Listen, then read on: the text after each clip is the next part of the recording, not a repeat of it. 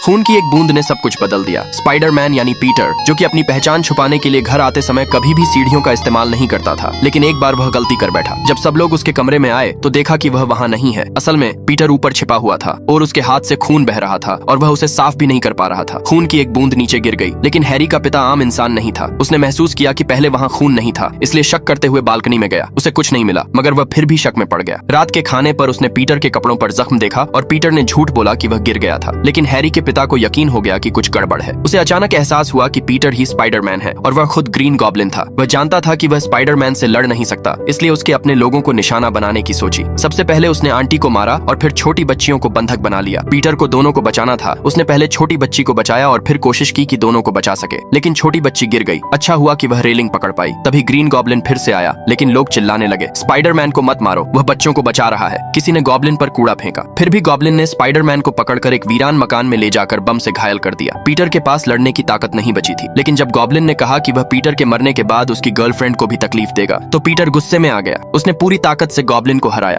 तभी पता चला कि गॉब्लिन कोई और नहीं बल्कि हैरी का पिता था। उसने कहा कि वह बस दिमागी रूप से कंट्रोल में था, पर असल में वह फिर से हमला करने की कोशिश कर रहा था। लेकिन स्पाइडर सेंस ने पीटर को बचा लिया और गॉब्लिन की मौत हो गई। पीटर ने उसकी लाश घर पहुंचा दी, लेकिन हैरी ने देखा और सोचा कि स्पाइडरमैन ने उसके पिता को मारा है, इसलिए उसने बदला लेने की कसम खाई। बाद में पीटर की दोस्त, जो अब बड़ी हो गई थी, उसने उसे प्यार का इजहार किया, लेकिन पीटर ने मना कर दिया, क्योंकि उसे पता था जिसके पास ताकत होती है उसके पास जिम्मेदारी भी होती है।